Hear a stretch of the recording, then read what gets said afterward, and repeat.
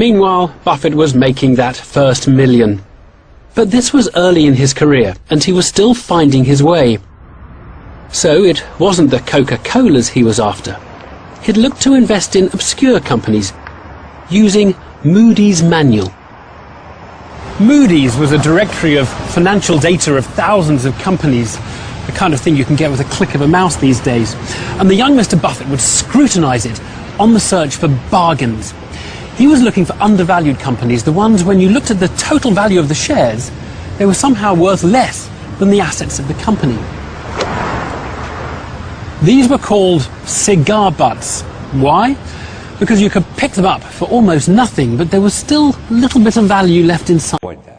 So a lot of stocks are cheap for a reason, and often a value investor will figure out the reason because everybody else has gotten sick of a management raping and pillaging a company, overpaying themselves, deploying capital poorly, taking advantage of the shareholders with free stock or huge options awards, or hiring their brother-in-law. So there are stocks that have been perennially undervalued because they're run by somebody who fits that profile. A novice value investor will come along and say, well, that looks awfully cheap. And Graham and Dodd didn't really place the quality of management as high as they might have. And so good managements add value. Good managements have lots of levers they can pull. They can buy back stock when it's undervalued. They can use the stock as currency when it's overvalued. Bad managements will think only about themselves first. And so those are early lessons, but profound lessons that I learned them well. Third point is we always prefer stocks that are in the news because we have quick access to them and therefore can believe the story one way or another. This is not a good reason to buy a stock. Research has been done by 2 finance professors at the University of California. They found that as long as there are attention-grabbing events of any kind, whether positive or negative, investors are more likely to buy these stocks than sell them. The moral of this story is buy stocks that nobody's ever heard of and that no analysts cover, not ones that are always in the news. As you can tell by this chart of research in motion, it's very difficult to decide when to buy it and when to sell it because the stock is moving every day based on whatever the recent news is. Don't let that cause you to make a mistake. Well, you mentioned that stock list of 19 names that you saw, and I'll give you an idea of what they have in common. First of all, they have phenomenal balance sheets. Most of those companies, once again, have net cash in the balance sheets, and as a collection, those 19 names, on average, can get rid of their debt with 20% of 1 year's cash flow. They yield 3.6% on average, which is 160 basis points higher than the 10-year Treasury. And to give you a sense of how cheap, that is, if you just assume that those 19 names grew their dividends by the same rate over the next 10 years as they did over the last 10 years, and then you said, okay, well, how much would those stocks have to fall in order for me to get the same return on the 10-year, on those 19 stocks as the 10-year Treasury? Those stocks would have to fall 40%. Because the 10-year Treasury yields 2%, and these stocks yield 3.6%, and some of them, like Johnson & Johnson that you mentioned, have been growing their dividends for the last 20 years at almost 14%.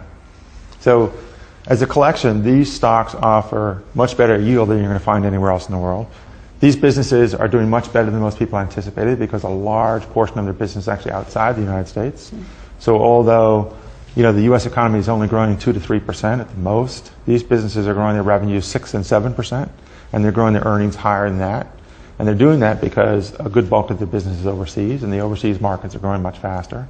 And I'd say that it's very easy to find companies that have grown the dividends consistently for 20 years, that are selling at 9 or 10 times earnings, with 7 or 8% free cash flow yields, with net cash on their balance sheets, that have the ability to grow their business, the same way they've done.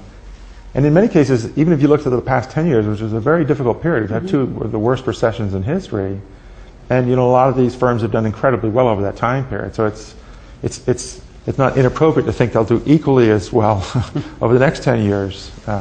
So I just think people are spending so much time thinking about overall risk, about sovereign risk as opposed to company-specific risk, and they're making these asset allocation decisions that's a risk-on, risk-off trade that totally ignores company-specific valuations. And it's providing opportunities, in my view, that are consistent with the early 19th.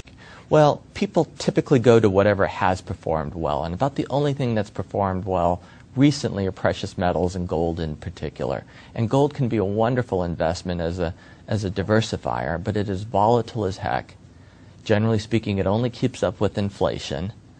And to get into their gold because it's doing real well right now, it's not the ticket. And I've made that mistake before, by the way, when I graduated college and thought I knew everything. You invested in gold, is it? I bought gold at $664 an ounce in 1979. That has not come close to keeping up to inflation, and I would argue it's the best investment I ever made because it taught me I wasn't as smart as I thought I was. Don't you just love headlines like this? It's great for selling newspapers, but it's terrible for getting people to get in a panic and wanting to sell. Remember, you don't lose money until you actually sell a stock.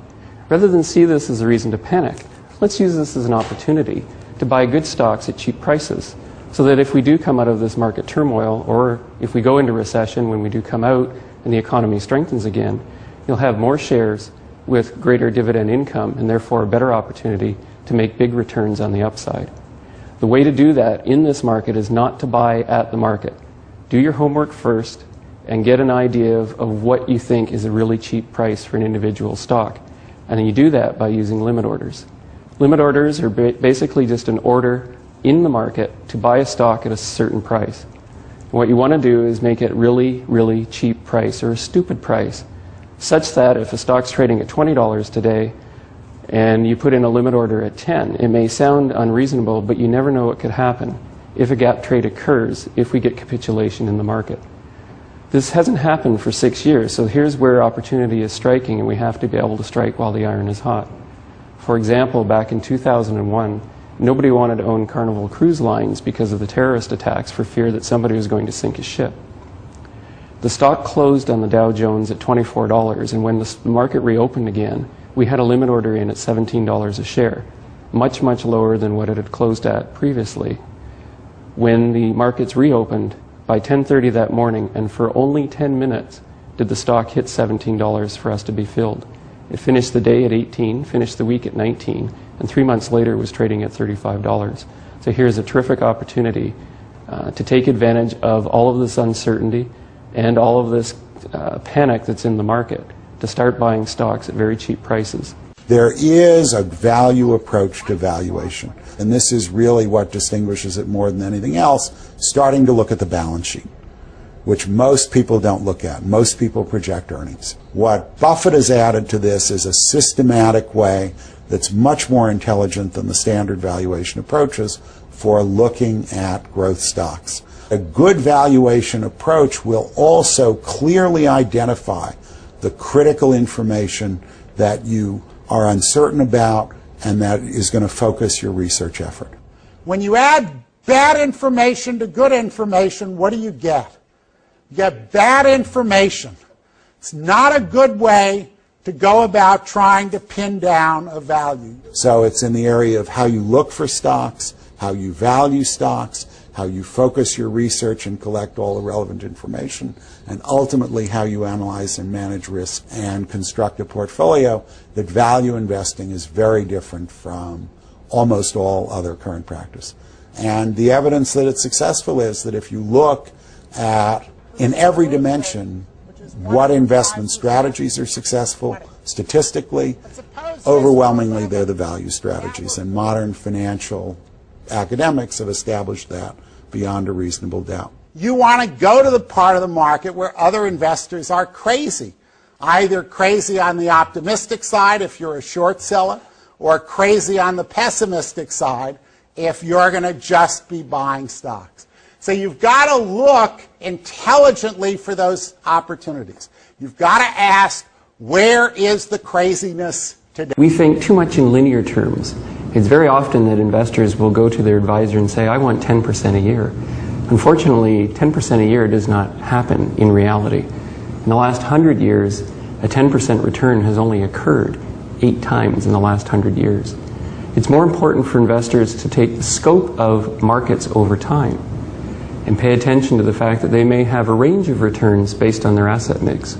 So for example, if you have 100% invested in equities, you should have an expected return in any one year of plus or minus 20%. The fewer equities that you have, then of course the expected returns are going to be lower.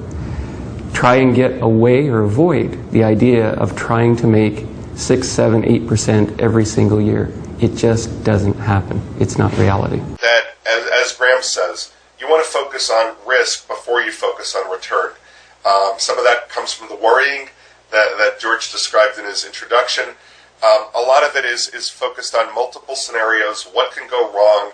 How much can you lose? You know, we don't think of risk in an academic sense of beta, which doesn't make any sense to us at all. Volatility is not risk. Volatility is volatility. Volatility creates opportunities and isn't necessarily risk at all unless you absolutely needed to sell the day that the price was very low. Rather, risk is the probability of losing and how much you can lose if you lose. So we focus on risk before we focus on return. That's obviously very different from Wall Street, where they still, even after pressure, write a huge percentage of research reports that are bullish, very few that are bearish. And even when they do think about other scenarios, they tend to oversimplify with single point estimates rather than a range of possible outcomes. And in other words, inevitably are focused mostly on how much you can make, and with a spur. Volatility actually is the friend of long-term investors. So it's what creates the 50-cent dollar bill. You know, we say that we're supposed to buy 50-cent dollar bills, but that doesn't happen in a market which is rational and steady and smooth. It's during volatility periods like this that values open up, and that's actually good for the investor. It's not very much fun for the money manager, and the clients are often nervous, but it is actually, first of all, opportunistic. Secondly, our companies are helping us through this period of volatility because it opens up for them a chance to buy back stock. So MasterCard's bought back $1.5 billion worth of stock at $200 and some a share over the last 18 months. It's since the start of this year, actually. That's good. They're able to retire stock at a low price because of the volatility that we're seeing. It also opens up opportunities for acquisitions. Berkshire's made a couple of big acquisitions taking advantage of this volatility. Transatlantic is just the most recent one. SAB Miller's buying Foster's. Nestle's buying the Chinese confectionery company, Chinese beverage company. Our companies take advantage of the volatility. So it's not so much that we're talking about lessening the volatility, but you're saying that the companies, the type of companies that you invest in, actually take advantage of the volatility. Absolutely. Yep. And then for my investors, I try personally, at least with the investors who I work with, to have a relatively small amount of their equity capital. And I advise them before they talk to me to make sure that they've provided for themselves in fixed incomes and other forms of investments, which today, unfortunately, are rather underwhelming because rates are so low in their savings accounts that they're inclined to put more into the market than they should. But investors should keep a dry reserve just for periods of volatility. Otherwise, they'll be shaken out at the wrong time. Business. I don't want a business that's easy for competitors, so I want a business with a moat around it. I want a very valuable castle in the middle, and then I want the duke who's in charge of that castle to be honest and hardworking and able, and then I want a big moat around the castle, and that moat can be various things. The moat in a business like our auto insurance business at GEICO is low cost. I mean, people have to buy auto insurance, so everybody's going to have one auto insurance policy. Investing would be practically foolproof if only it wasn't done by human beings. If all that mattered was getting a high return, the obvious course would be to keep things dull, follow proven prudent rules, and not let anything deter you from that course. But we humans are social animals. We don't do anything just for the money, and that's where things get sticky.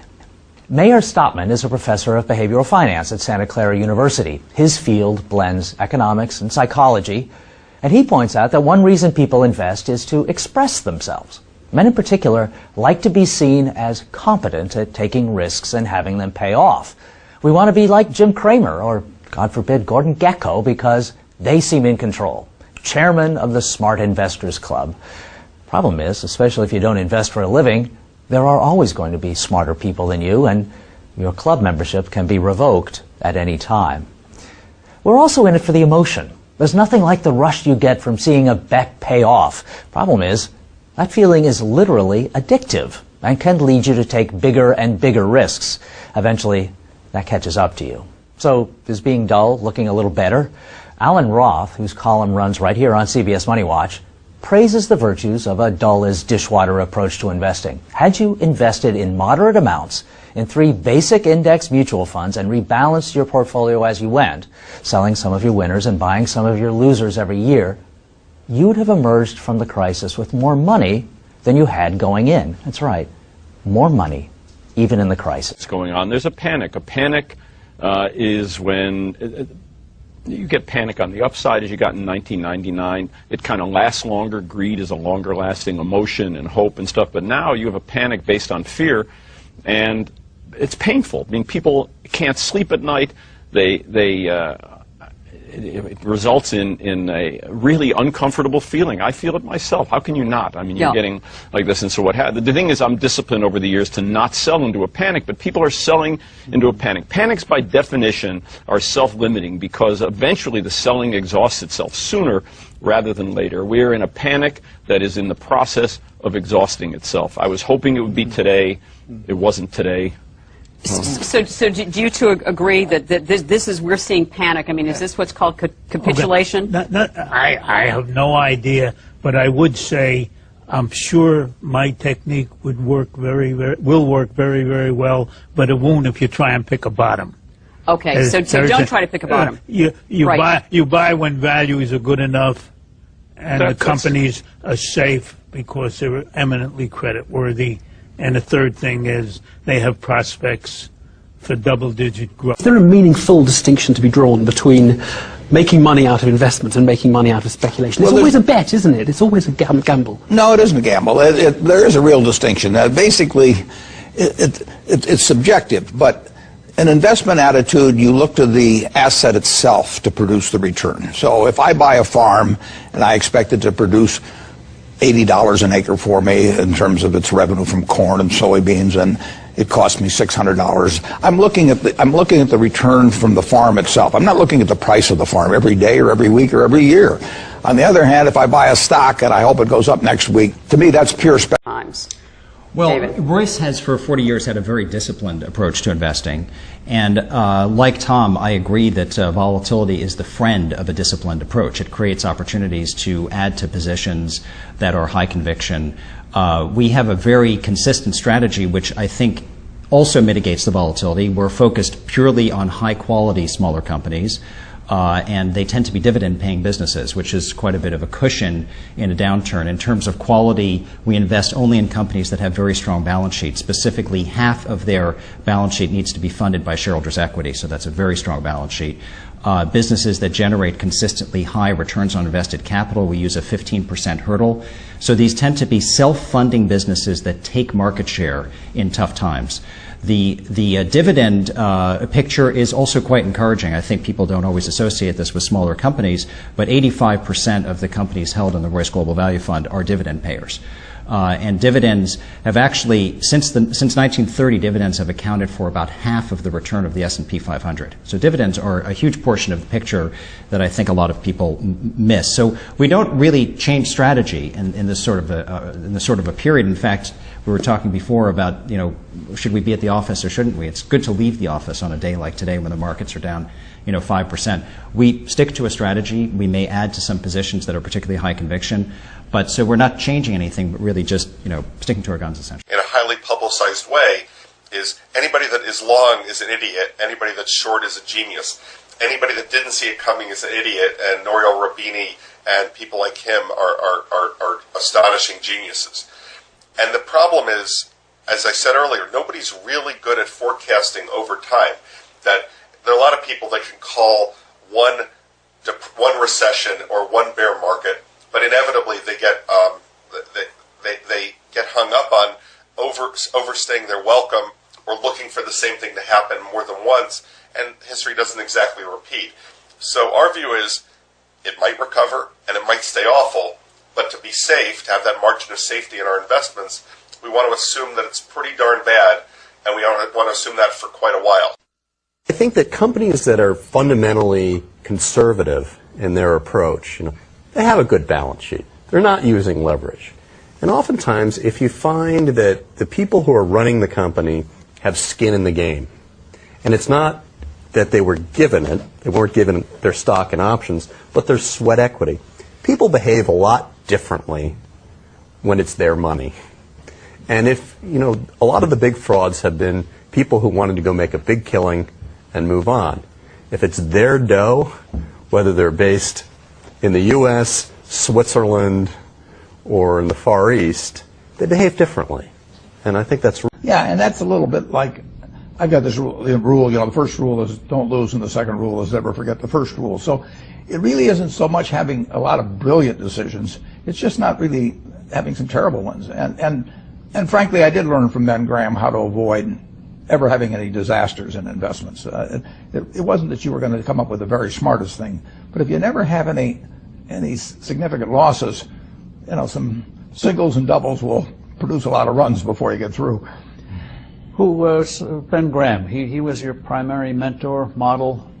He was a wonderful man, and he was my professor at Columbia. I read his book when I was 19 at the University of Nebraska, and I'd started investing when I was 11, and I started reading about it when I was like 7. So I'd gone through I read every book in the Omaha Public Library that there was by the time I was 12 on investing and stock market.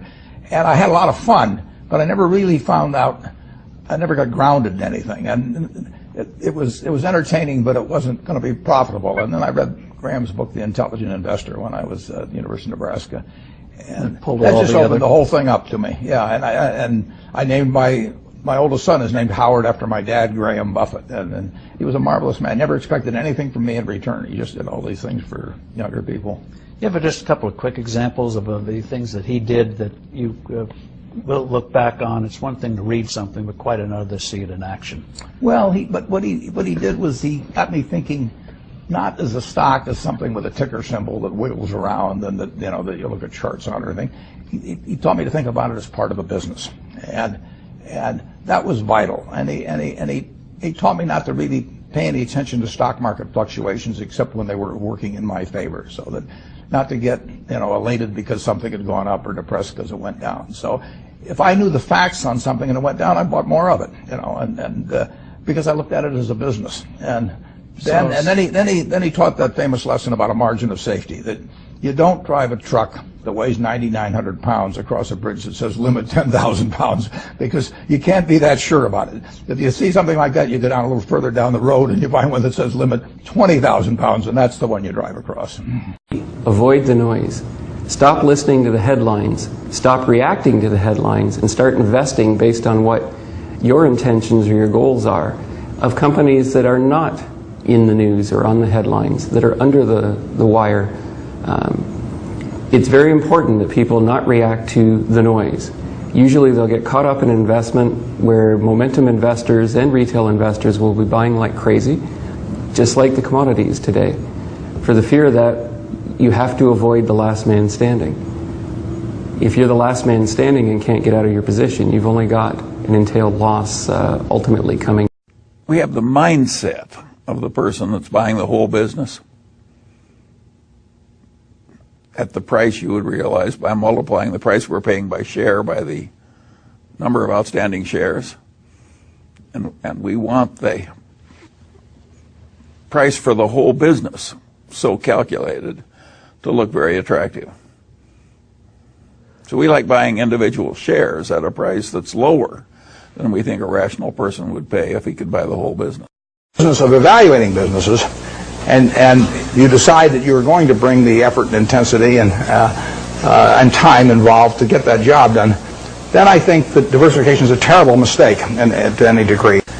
And I've got a dual answer to that. If you are not a professional investor, if your goal is not to manage money in such a way as to get a significantly better return than the world, then I believe in extreme diversification. I mean, so I believe 98 or 99%, maybe more than 99% of people who invest should extensively diversify. But is there a better way to do it? If there's a better way to do it, I don't know it. I have this line that I use now on a day like today. I don't mean to sound glib, but not one of my companies cut their dividend today. So that's a positive, right? People look at the market in too closely. That's the trouble, and people never stay around for the good gains, and It's hard. I don't know. There's no formula. It's just hard work. You want to own great companies and try to buy them during either daily or weekly or monthly weakness, and you hope you're not overpaying, and you have to be willing to trim if they go way above what you think is fair value. But the important thing to do is think about how you preserve that moat around, you know, the essential parts of your business.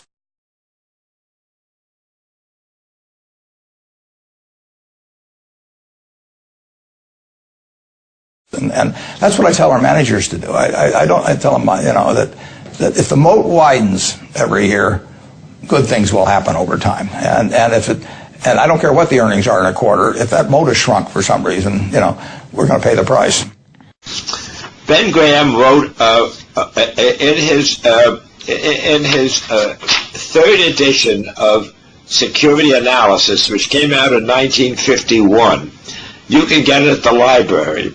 And in there, on page 536, he discussed the difference between price and value. And on page 726, he says special situations, and he discusses them. And I use that as an example. I talked up at Columbia once, Columbia University, and I told them about McDonald's. McDonald's had come down a lot, was selling at $14 a share, you know, the restaurant chain. It was selling at about 14, and it bent down from about 35, and, you know, there were always some problems with these chains that things can happen. So I took it and I said, well, I think it's selling at 14 now. And I used Graham's formula, and his formula, I'll read it to you because I thought it was interesting. He says, let G be the expected gain in points in the event of success. Let L be the expected loss in points in the event of failure. And let C be the expected chance of success expressed as a percentage. Let Y be the expected time of holding in years, and P be the current price of the security. This is an algebraic formula. And you can make your own judgment. The beauty about this particular one, you could use any figures you wanted to, but the idea was, what is the formula? And what you do is you use in this case, I think McDonald's is worth 22, selling at 14. So you're going to make, if you buy it at 14 and then sell it at 22, you've made 8 points. And that, what is the chance of success? So I use that, and I said it's 75% chance of success. It would go to 22.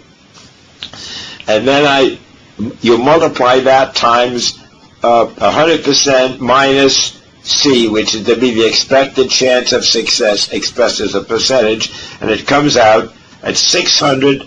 That is 75% would be 600 minus 50, and then you divide that by 14, and the denominator was 14, and you'd say it'll take 2 years to work. So you ended up with a formula of 550 for the numerator, 28, 14 times 2 is 2 years, is 28, and it comes out of 19.6% as a return per year. So you make a 19.6% on a return per year. The beauty of this thing was you make up your own minds. You take a stock, you estimate what you think it's worth, and then you multiply it out and use that formula. And if you get that edition, the third edition of Graham, of the Security Analysis, which came out in 1951.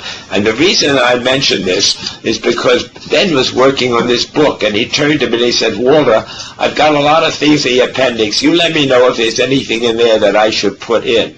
And I picked this particular thing, which I thought was interesting, because you can make up your own mind what you think the company is worth, and then see how long it would take to do it. And it's just a judgment factor, but it's a great experience. Because I picked up a book when I was 19. I got interested in stocks when I was about 6 or 7, and I bought my first stock when I was 11, but I was playing around with all this stuff.